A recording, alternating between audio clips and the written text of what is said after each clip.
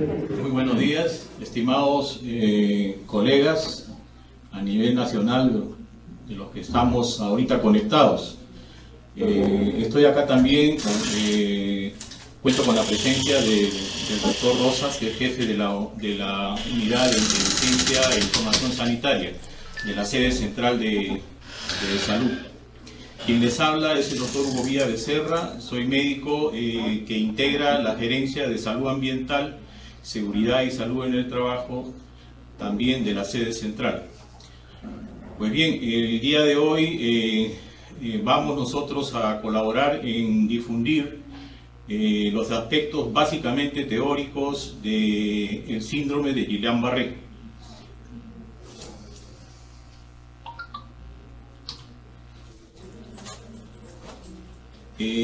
El síndrome de Guillain-Barré está incluido dentro del amplio campo que se denomina las neuropatías inflamatorias. Esta es una presentación que ha sido elaborada por el grupo de trabajo del Instituto Nacional de Ciencias Neurológicas, justamente a raíz también de la presentación que tuvo este síndrome el año pasado, en mayo del año pasado, del 2018. Y hemos creído muy conveniente hacer esta presentación en base a este trabajo porque es un trabajo bien estructurado, sencillo para el punto de vista de la explicación sobre este tema, ¿no? Y también rápidamente entra al terreno de la prevención y del tratamiento y la rehabilitación. El síndrome de Guillain-Barré, como su nombre lo dice, el síndrome es un conjunto de síntomas y signos. Conjunto de síntomas y signos, así es como hay que tomarlo en cuenta. Y los términos Guillain-Barré son epónimos, le llaman así, de aquellos investigadores que precisaron, ¿no? Por primera vez, ¿no? A esta enfermedad. Y son dos colegas franceses, Guillain y Barré. No se le ha colocado al otro colega que es Stroll, pero fundamentalmente se les conoce por estos dos colegas, Guillain y Barré. Bien.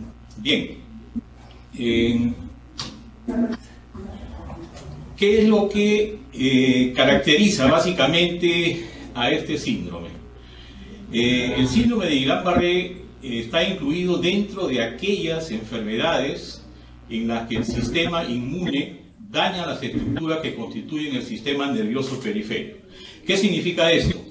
Que esta enfermedad o este síndrome se produce por un cuadro de un proceso autoinmunitario, es decir, nuestro organismo reacciona contra nuestras propias células, ¿no? Su proceso autoinmunitario. Y son las células fundamentalmente del sistema nervioso periférico. Entonces, los agentes que producen esta enfermedad no afectan directamente al sistema nervioso periférico, sino que lo hacen en función, de la reacción antígeno del cuerpo que provocan al entrar dentro de nuestro organismo. Entonces, la base molecular, ¿no?, de esta enfermedad es el daño provocado por la reacción antígeno-anticuerpo, ¿no? Ahora bien, al síndrome de Guillain-Barré se le conoce también como polirradiculoneuropatía aguda, inflamatoria, desmielinizante. Polirradiculoneuropatía porque toma muchos nervios, una gran variedad de nervios a nivel de nuestro organismo. Es aguda, ¿no? Es aguda, provoca inflamación y fundamentalmente daña a la mielina. Y como ustedes deben saber, la mielina es la cubierta del nervio. La cubierta del nervio, ¿no? Tienen ustedes el axón, ¿no? Y cubriendo al axón está la mielina. Entonces, esta es una polirradiculoneuropatía aguda que provoca inflamación de la mielina. Ahora, ¿qué es lo que lo caracteriza fundamentalmente dentro del cuadro clínico? Hay una debilidad muscular flácida bilateral, o sea, coge las dos piernas, los dos miembros inferiores, los dos miembros superiores, y asciende, es decir, empieza fundamentalmente de los pies y va ascendiendo hasta inclusive tomar la musculatura del tórax y hasta la cara, ¿no? Eso es lo clásico. Otro punto importante dentro del cuadro clínico es la pérdida de reflejos. Puede haber anulación total de los reflejos o puede haber una disminución. Cuando es una disminución es hiporreflexia y cuando hay una abolición total es arreflexia. Y es de una instalación aguda en pocos días, entre 12 días, ¿no?, a un poco menos, ¿no? Ahora se están viendo muchos menos días, esa es una de las variantes que vamos a comentarlo posteriormente, ¿no? Y puede llegar hasta las 4 semanas. Otro de los componentes de la sintomatología y signología es la aparición de parestesias, o sea, trastornos de la sensibilidad. Se pueden encontrar lo que le llaman hipoestesias, o sea, disminución de la sensibilidad, o a veces inclusive hasta aumento de la sensibilidad al dolor cuando uno hace el examen, ¿no?, tocando los miembros o pinchándolos con algún instrumento. Ahora, también hay dolor neuropático y este dolor fundamentalmente se describe como un dolor tipo ardor, ¿no? Entonces, esto es el cuadro clínico clásico, esto es lo clásico, ¿no? Y como ven ustedes ahí en el cuadro, tiene sus inicios, unos 7, 12 días, que puede prolongarse hasta las 4 semanas, ¿no?, en la que ya empieza a aparecer, ¿no?, el cuadro clínico clásico. Luego llega a un periodo de estado entre 2 a 4 semanas y subsecuentemente viene la recuperación. La literatura mundial establece más o menos dentro ya de los casos a nivel cómo se puede presentar, cuál es la prevalencia de este síndrome, entre 10 a 20 casos por millón de habitantes. Y de la casuística del Instituto Nacional de Ciencia Neurológica, ellos tienen un promedio de 50 casos por año. Fíjense ustedes, 50 casos por año. Y esto nos da un comentario ahorita con relación a ello. Esta es una enfermedad, un síndrome que se presenta de hace muchos años. No es algo inusual a nivel mundial ni tampoco en nuestro país. Esta enfermedad, fíjense ustedes, fue descrita en el año 1916 por Ilan y por Barré, ¿no?, para que tengan ustedes una idea de desde cuándo se viene presentando esta enfermedad en el mundo. Ahora, ahí ven ustedes en ese asterisco, dice criterios de Brixton, ¿no? Estos son los criterios que al final, vamos a hacer un comentario, nos permiten clasificar a estos síndromes en base a la evidencia, si ya es un caso sospechoso, un caso por confirmar, un caso ya confirmado definitivamente. Son 3 niveles en la escala de Brixton. El nivel 3, en el cual todavía está la cosa sospechosa, el nivel 2, algo intermedio, y el nivel 1, ya cuando ya en definitiva ya el cuadro está diagnosticado con cuadro clínico y con exámenes auxiliares.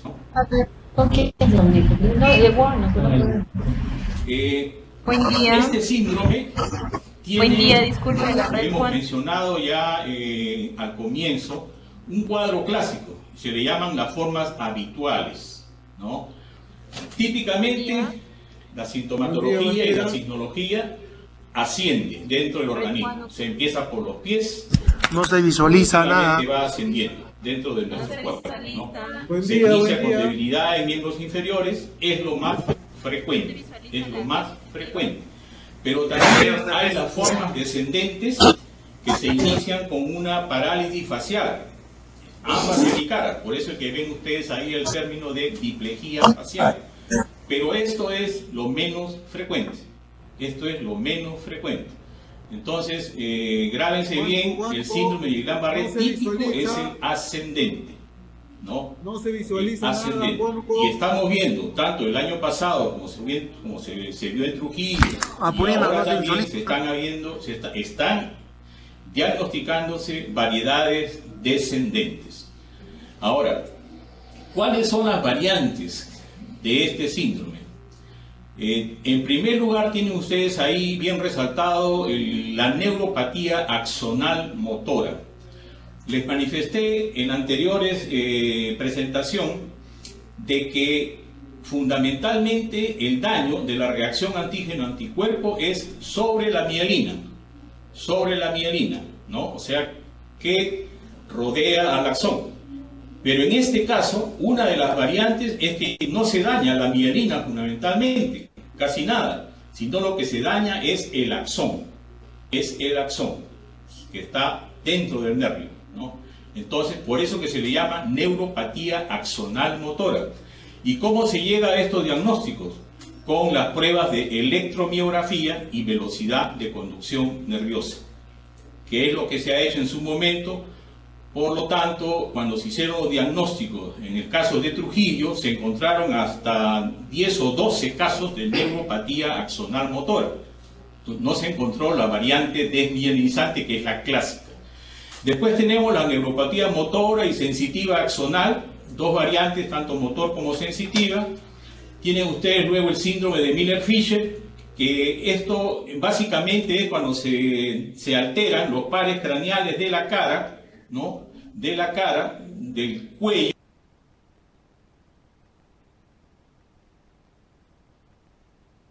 ¿no? O sea, hay trastornos de los pares craneales, fundamentalmente los que tienen que ver con la motilidad ocular. Entonces, el síndrome de Miller-Fisher es una de las variantes también no tan raras. Luego hay las variantes cervical, faringea, braquial y la neuropatía autonómica pura, ¿no? Pero bueno, todas estas variantes básicamente son diagnosticadas con el uso de la electromiografía y velocidad de conducción nerviosa. Este es un gráfico que trata de reafirmar aún más lo que ya hemos mencionado. Como ven ustedes, en la parte superior está la neurona con su axón, con su cubierta de mielina, ¿correcto? Entonces, en ese caso, cuando la mielina está afectada, se dice neuropatía desmielinizante. Y esto es lo clásico en el Guillain-Barré. Pero estamos viendo, tanto el año pasado como ahora, variantes axonales, en donde lo que se está dañando es el axón. Entonces tengan muy en cuenta estas variantes, ¿no? Porque el hecho de que se estén presentando estas variantes axonales es el que está dando que los cuadros clínicos se están acortando. O sea, desde que empiezan a ver los pródromos de la enfermedad hasta que aparece el cuadro clínico, se acortan los días. Y luego empiezan ya el cuadro más florido y también los tiempos están acortados. Entonces, eso un poco que también confunde para los que han trabajado esto desde el punto de vista clínico durante años y ven que efectivamente el espectro clínico se ha acortado tremendamente, ¿no? Y esto influye también en el tratamiento que vamos a comentar también más adelante, ¿no? Entonces, este cuadro les hace ver a ustedes de una forma bastante gráfica, ¿no? Cómo es que puede suceder el daño debido, ¿no? Remarcamos, a la reacción antígeno-anticuerpo. Esta es una lámina sacada del New England Journal of Medicine del año 2012. Para quienes quieren revisar más esto. La anatomía patológica, estas son algunas láminas que se ven ahí, en las cuales ven ustedes bien resaltado el color negro, esa es la mielina. Esos son los axones mielinizados normales, ¿no? Normales. Y ya en la parte inferior ven ustedes las láminas anatomopatológicas en las cuales se ve el daño de la mielina, entonces ya no se ven ese patrón, ¿no? Bien nítido del color negro, sino desaparecen prácticamente las fronteras, ¿no? Y esto debido al daño axonal. Esto también es importante, ya claro, cuando se se adentra más en el estudio de la patología, de la enfermedad, ¿no? Ya para casos inclusive más de investigación, ¿no? Bien, ¿cuáles la literatura establece los desencadenantes más frecuentes de este síndrome? Y lo que más se refiere, tanto a nivel mundial como en nuestra casuística peruana, es de que 2 a 4 semanas antes tenemos, ¿no?, la referencia de parte de los pacientes, casi en un 2/3 de los casos, que han habido, ¿no?, inicios con infecciones respiratorias, ¿no? O sea, pacientes que dicen que han estado agripados, problemas que tosían, estornudaban, etcétera, etcétera, que posteriormente empezaban a tener dolor y debilidad muscular, y también aquellos que manifestaban que habían tenido cuadros diarreicos. Entonces, los estudios ya bacteriológicos y virológicos han determinado de que en la mayoría de los casos, y esta es casuística mundial, el 30-40% de los casos está provocado por la bacteria, el Campylobacter jejuni. Del 30 al 40% de los casos. Viene después los virus respiratorios, el Epstein-Barr, el citomegalovirus, ¿no?, los Coxsackie virus, ¿no?, Mycoplasma y enterovirus. ¿Y por qué se resalta el enterovirus? Porque justamente lo que manifestábamos anteriormente, en el caso de los cuadros que se presentaron en Trujillo el año pasado, se aislaron tanto en líquido cefalorraquídeo por medio de los análisis de PCR y también en estudios de heces, se aislaron enterovirus. O sea, esto de los enterovirus está tomando cuerpo últimamente, y ustedes esto lo pueden revisar en la literatura mundial, y ya las 2 variedades de enterovirus más involucradas en la producción del Guillain-Barré son el enterovirus 68 y el enterovirus 71. El 68 y el 71. Aparte, hay otros patógenos más que se han descrito, ¿no? Pero lo fundamental es lo que le hemos mencionado. También refiere la literatura que a veces este cuadro, este síndrome, se produce después de traumatismos que uno haya tenido. Después inclusive de episodios en los cuales uno ha tenido una cirugía, ¿no?, en presencia también de neoplasia, y también en los cuadros ya hipermetabólicos que se dan en el caso del embarazo. Entonces, tomar en cuenta siempre estas referencias, pero lo principal es lo que le hemos manifestado inicialmente: Campylobacter jejuni y los virus respiratorios, especialmente los Coxsackie virus y el enterovirus. Bien, acá le colocamos a ustedes la importancia también del líquido cefalorraquídeo, ¿no? La literatura mundial, la experiencia de muchos sitios y también la propia experiencia acá peruana, ¿no?, en el caso del Instituto Nacional de Ciencias Neurológicas, es que el líquido cefalorraquídeo se debería de sacar las muestras después de la segunda semana de evolución. Pero volvemos a refrescarles lo anterior que hemos mencionado, que dada la presencia de estas variantes de la enfermedad que están acortando el tiempo de su presentación, el líquido cefalorraquídeo debe ser sacado, la muestra, antes. Inclusive algunos refieren que puede ser dentro de una semana o semana y media, ¿no? Porque también el tratamiento se está realizando con mayor prontitud, ¿no? Entonces, tener muy en cuenta que este parámetro ya un poco que hay que tomarlo con cierta flexibilidad. Ahora, ¿qué es lo que nosotros encontraríamos en el caso de los hallazgos dentro del líquido cefalorraquídeo? Normalmente nosotros no tenemos dentro del líquido cefalorraquídeo células. Hay sí una cantidad de proteínas, ¿no?, pero normalmente no hay células, ¿no? Eso es lo normal de un líquido cefalorraquídeo, cristalino, etc. Pero en el caso del Guillain-Barré se diagnostica aumento de las proteínas. Aumento de las proteínas. Ahora, clásicamente, cuando aumentan las proteínas, debería haber también aumento de células.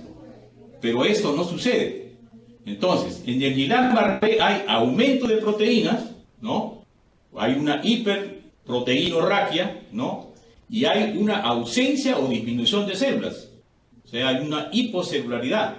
Entonces, a esto le llaman la disociación albúmino-citológica. Esto es el cuadro distintivo del síndrome de Guillain-Barré. La disociación albúmino-citológica. O sea, aumento de proteínas y una ausencia o disminución de células. Tómenlo bien en cuenta para cuando se llegue a este nivel de la toma del líquido cefalorraquídeo. Luego, los estudios neurofisiológicos. Los estudios neurofisiológicos. ¿Por qué todo ello? O sea, estamos viendo cuadro clínico, estamos viendo líquido cefalorraquídeo y ahora estamos viendo los estudios neurofisiológicos y en este caso la electromiografía con velocidad de conducción nerviosa. ¿Por qué? Porque estos tres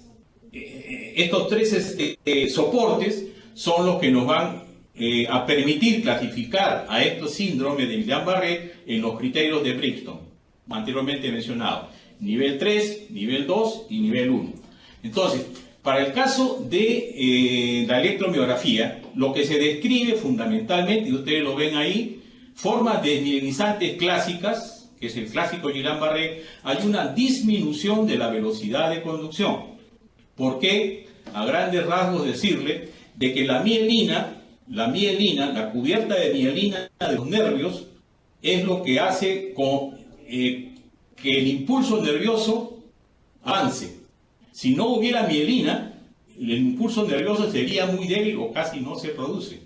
Entonces, se afecta la mielina, por lo tanto, hay una disminución de la velocidad de conducción nerviosa. Puede haber hasta un bloqueo de la conducción.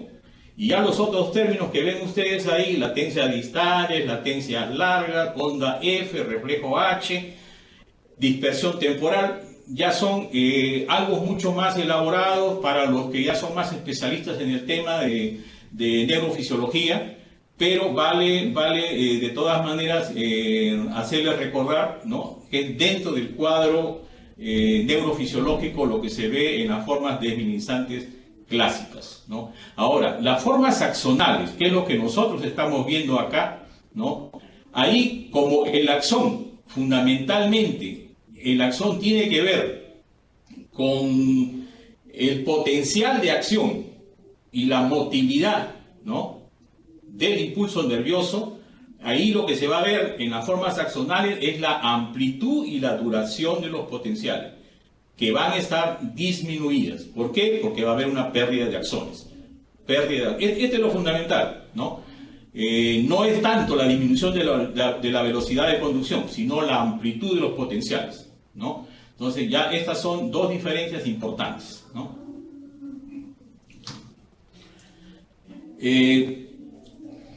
Con relación al curso y el pronóstico, ¿no? Al curso y el pronóstico. Y como ven ustedes ahí, la instalación más frecuente es en una semana. Una semana. Y puede agravarse hasta 4 semanas, ¿no? Eso es lo clásico. Y como les digo, estamos viendo de que este lapso de tiempo se está un poco acortando. ¿Por qué? Porque están viendo variantes del cuadro clínico y esto, creemos nosotros, debe tener relación con el agente que está provocando esto, que hasta ahora no está muy bien dilucidado, ¿no? Ahí ven ustedes dice, ojo con el reflejo tusígeno. ¿Por qué? El reflejo tusígeno es normal cuando a uno le colocan algún instrumento o el mismo dedo, uno se lo coloca dentro de la boca, puede provocar reflejo de tos, ¿correcto?, ¿no? Entonces, uno puede provocar este reflejo de tos en el paciente con una espátula, ¿no? Hacerlo siempre, claro, con bastante cuidado, ¿no? Y provocarle el reflejo tusígeno. En este caso, cuando uno provoca el reflejo tusígeno, no lo encuentra. O sea, el paciente no tiene tos. Ojo, cuando hay este signo, es porque el cuadro puede estar agravándose. puede estar agravando. Es algo muy simple que se puede hacer en la cabecera del paciente, ¿ya? Entonces, esto con relación a los primeros puntos de relación al curso y el pronóstico. El periodo de estado entre 2 a 4 semanas, la recuperación en varias semanas a meses, la recuperación más rápida con tratamiento y proporcional al daño axonal. Habíamos dicho de que el tratamiento se tiene ahora que iniciar con mayor prontitud, porque las variantes axonales en este caso están diciendo de que tenemos que empezar el tratamiento en menor tiempo, ¿no? Ahora, cerca del 75% de los casos se recuperan sin secuelas. Cerca del 75% se recuperan sin secuelas. El 25% hay alguna secuela, como por ejemplo la caída de la punta del pie. La persona va a seguir insistiendo algunos problemas de quemazón en los nervios, el dolor neuropático tipo ardor y una cierta, le llaman ataxia sensitiva, o sea que no va a haber un cierto como que no puede discernir muy bien, ¿no?, en la sensibilidad, un poco como que se tambalea la sensibilidad. Eso es en términos así como los conocemos a veces algunos de nosotros dentro de la especialidad, ¿no? Entonces, 25% quedan con algunas secuelas. La mortalidad está determinada entre 1 al 2%, especialmente en los extremos de la vida. Y tengan en cuenta que pacientes, niños o niñas y pacientes de la tercera edad para adelante son los pacientes que tienen vulnerabilidad, fundamentalmente. Más que tienen complicaciones previas y la instalación es muy rápida, va a haber mayores riesgos, ¿no? Y por lo tanto van a necesitar probablemente la entrada a la unidad de cuidados intensivos. Porque en estos casos mayormente ya empieza a haber compromiso de la musculatura respiratoria, entonces el paciente va a requerir el apoyo en una unidad de cuidados intensivos con ventilación mecánica, ¿no? Hay varios casos ya que se están viendo, tanto el año pasado en Trujillo se vieron y también acá este año, ¿no? Ya en los casos que se están viendo a nivel nacional, pacientes que ya han tenido que estar en ventilación mecánica, ¿no? Entonces es muy importante que ustedes justamente evalúen clínicamente todo ello y el momento adecuado en el cual ya ustedes deberían ingresar a estos pacientes a una unidad de cuidados intensivos, ¿no? Justamente por estas eventualidades, ¿no? Esta es una escala de gravedad que es bastante simple, que ustedes la pueden graficar a la cabecera del paciente, ¿no? La escala de gravedad empieza desde el 0, cuando está sano, sin compromiso. La escala 1, van ustedes a ver síntomas y signos leves.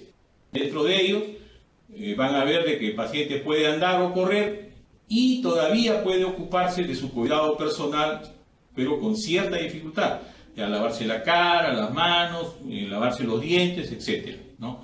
En la escala de gravedad 2, el paciente camina más de 5 metros sin ayuda o apoyo, pero no puede saltar ni realizar su cuidado personal, tal como lo hemos manifestado en el anterior grado, ¿no? En el grado 3 o la escala 3, camina más de 5 metros, pero en esta oportunidad sí con ayuda o apoyo. No lo puede hacer solo. En el 4, definitivamente tiene que estar en cama y con ayuda. Y en el 5, ventilación asistida total o intermitente. O sea, ya ha comprometido los músculos respiratorios y va a requerir ventilación mecánica. Y finalmente, bueno, claro, ya el deceso del paciente, ¿no? Entonces, esta es una escala importante. ¿Por qué? Porque nos va a permitir también hacer un tamizaje de estos pacientes y colocarlos a algunos que están mucho más comprometidos en una área tal vez distinta, ¿no? Y a los que están menos comprometidos en otra área, ¿no? Pero obviamente siempre controlándolos a ambos, ¿no? Entonces es muy importante también esto de la escala de gravedad.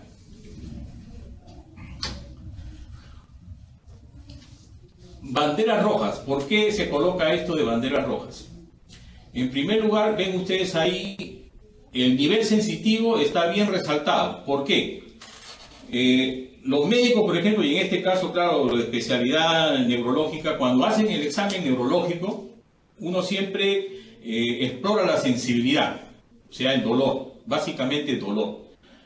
Y normalmente, claro, normalmente uno no debe encontrar ningún nivel. Toda la sensibilidad está distribuida normalmente dentro de nuestro cuerpo. Pero a veces uno, por ejemplo, con una agujita, ¿no?, explora, por decir de forma ascendente, desde el pie hasta arriba, va ascendiendo, va preguntando al paciente, ¿siente dolor? ¿Siente pinchazo? Sí, sí, sí, sí. Y a pesar que se coloca el pinchazo en el cuerpo del paciente, hay alguna oportunidad en la cual el paciente no dice nada. Entonces uno apunta ahí, ¿no? Acá no se siente. Y da el caso de que lo hace en forma bilateral y coincide en ese momento en el cual el paciente no percibe el pinchazo, entonces uno ve que hay un nivel sensitivo. Ojo, cuando hay un nivel sensitivo, significa de que ahí probablemente haya daño a nivel de médula, y cuando hay este signo y se sospecha daño medular, esto no es Guillain-Barré. Esta es otra enfermedad, ¿correcto? Puede ser una mielopatía de cualquier causa por ahí, ¿no? Entonces, ojo con esto del nivel sensitivo. La fiebre también es otro elemento importante. Normalmente no debe haber fiebre en el Guillain-Barré. Normalmente no debe haber fiebre. Y si lo hay, es por alguna complicación posterior. Pero el cuadro típico no tiene fiebre. Porque esta es una reacción simplemente antígeno-anticuerpo. ¿Correcto? Instalación en más de 4 semanas. También ya es demasiado, ¿no?, en que se instala todo el cuadro, ¿no? Entonces, ojo, esto también es una bandera roja. Déficit sensitivo franco y déficit sensitivo puro. Esto significa de que normalmente en el Guillain-Barré no hay un cuadro de hipoestesia, o sea, disminución de la sensibilidad franca. Pero si esta disminución de la sensibilidad es bien evidente, ojo, probablemente no sea esto un Guillain-Barré. Lo otro, el compromiso de conciencia. Normalmente el paciente con Guillain-Barré está muy consciente, está muy conectado con su medio ambiente. Él puede conversar normalmente, ¿no?, con quienes los están atendiendo, ayudando, etcétera, ¿no? No tiene por qué tener nivel de disminución de la conciencia, ¿no? Entonces, ese también es otro elemento importante para tomarlo en cuenta, ¿ya?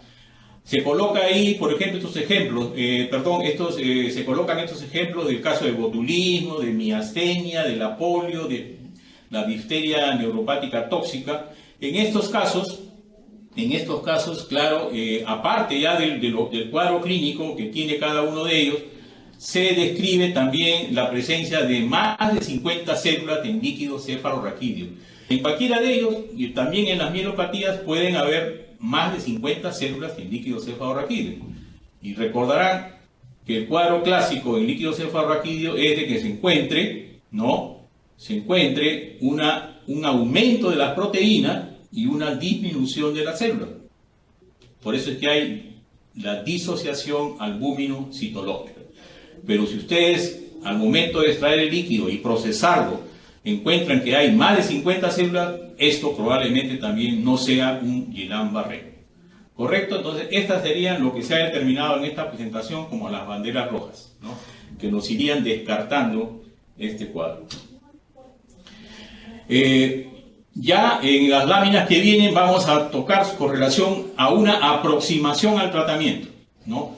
Esto no se va a extender demasiado porque en realidad el tratamiento, tal como lo vamos a ver ahorita, es tiene un esquema bien delimitado, ¿no? El monitoreo de cambios respiratorios es fundamental, ¿no?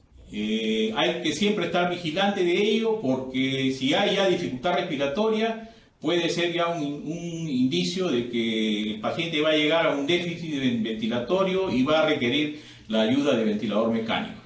Hay que tomar en cuenta de que como son pacientes que están postrados en cama mayormente, ¿no? Entonces hay que prevenir de que hayan trombosis a nivel del sistema venoso, ¿no? Entonces hay que estar siempre prevenidos para ello, ¿no? Y hay que estar siempre movilizándolos para evitar la presencia de esta eventualidad. Y también la presencia de úlceras de decúbito. Igualmente, como son pacientes que están mayormente postrados en cama, ¿no? Hay que estar dándole las medidas de soporte suficientes para evitar que se formen estas úlceras, ¿no? Por la presión que ejerce justamente dentro ya de la cama, ¿no? La prevención de gastritis también se afecta a la mucosa gástrica en estos casos, como casi cualquier enfermedad. Hay que controlar el dolor, fundamentalmente con el uso de la gabapentina.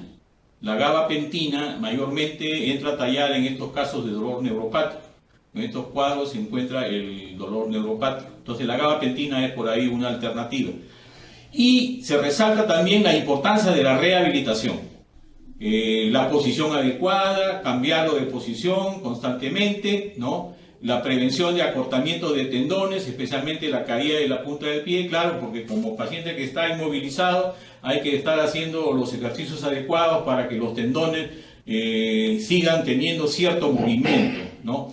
Hay que prevenir las atelectasias, claro, porque como a veces puede estar alterada la función respiratoria, ¿no? Entonces los alveolos pueden colapsarse, ¿no? Pueden colapsarse y hay que estar muy atentos a estas eventualidades, ¿no?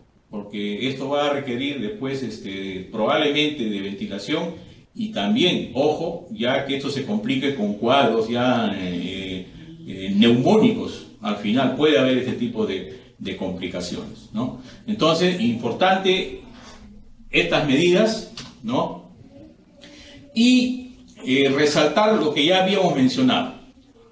Según la experiencia que se está teniendo, el tratamiento tiene que ser precoz.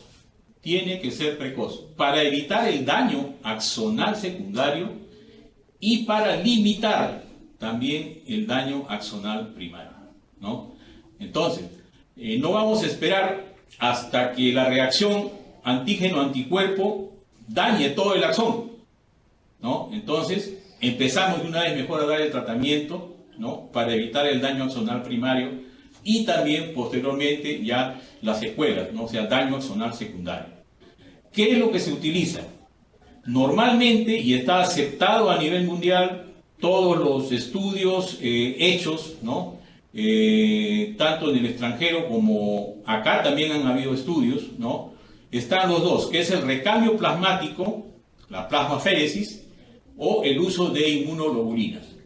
El año pasado, justamente a raíz de la presentación de estos casos en Trujillo, ESalud, o sea, nuestra institución, elaboró por medio del Instituto de Evaluación de Tecnologías e Investigación en Salud, el IETSI, elaboró un reporte de evidencias para Guillain-Barré. Un reporte de evidencias muy actualizado y en el cual se sopesa la importancia tanto de la plasmaféresis como del uso de inmunoglobulinas. Y el resultado de este estudio sobre el reporte de evidencias hace ver de que ambos son importantes, pero la inmunoglobulina un poco como que supera a la plasmaféresis, porque para el caso de la plasmaféresis hay que tener personal también más preparado para llevar a cabo el recambio plasmático, ¿no? Y también hay que tener un cierto nivel también el aparataje justamente para este tipo de procedimiento terapéutico, ¿no? Pero, dado el caso, se puede utilizar uno u otro, ¿no? Uno u otro. Para el caso del recambio plasmático, lo que se plantea, ya esto es algo acordado a nivel internacional, 5 recambios interdiarios, ¿no? Son 10 frascos de albúmina al 20% diluidos al 5% en 2 litros de soluciones coloidales, ¿no? Soluciones coloidales. ¿Cuáles son los probables reacciones que se pueden dar ante este tratamiento de reacciones adversas, ¿no? Puede haber hipovolemia, puede haber alergia a estos productos, puede haber infección de los catéteres, ¿no? Se puede provocar hipocalcemia y nunca hay que hacerlo en el embarazo, ¿no?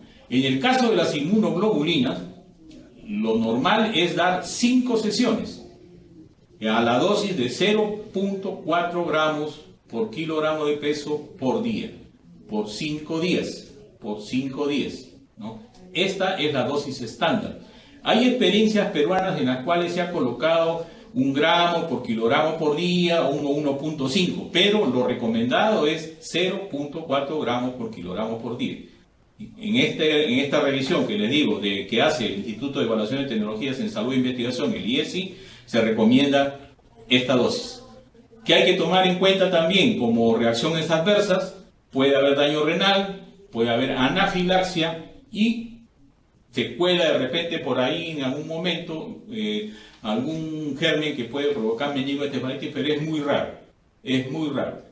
Lo que se está teniendo ahorita en nuestra institución y se está utilizando bastante y con muy buen resultado es el uso de las inmunoglobulinas. Entonces, esto es así más o menos, a grandes rasgos, lo que se hace con el tratamiento. Y bueno, ya creo que esta es la lámina final, solamente para remarcar, diagnóstico predominantemente clínico. Ojo, diagnóstico predominantemente clínico. No esperen a tener el líquido cefalorraquídeo ni esperen a tener la electromiografía, ¿no? La detección rápida significa tratamiento rápido. Detección rápida, tratamiento rápido. Alerta contra la presencia de la insuficiencia ventilatoria. ¿Correcto? Clásico, la variante desmielinizante, o que es lo clásico, es la forma desmielinizante, y esta tiene mejor pronóstico. Eso también grábenlo bien. Y las variantes axonales, con mayor razón todavía, hay que actuar mucho más rápido. ¿Qué es lo que se está haciendo? Acortar los tiempos de tratamiento, de inicio del tratamiento, ¿no? Para tener una mejor resolución y una mejor rehabilitación del paciente. No olvidar entonces, también, esta es una llamada muy importante, la notificación inmediata de las parálisis flácidas. Y sobre esto, el doctor Rosas, jefe de la Oficina de Inteligencia Sanitaria e Información Sanitaria, nos va a dar unas recomendaciones, creemos, muy importantes. Creo que esta es la última lámina que tenía en lo que respecta a esto del cuadro clínico y tratamiento y rehabilitación. Y estas son las referencias bibliográficas que pueden ustedes revisar, ¿no? De la Asociación Americana de Neurología, ¿no? Del Instituto Mexicano de Seguridad Social, lo de la revista New England Journal of Medicine. Y bueno, muchísimas gracias de mi parte y los dejo con el doctor Rosas. Muy amable.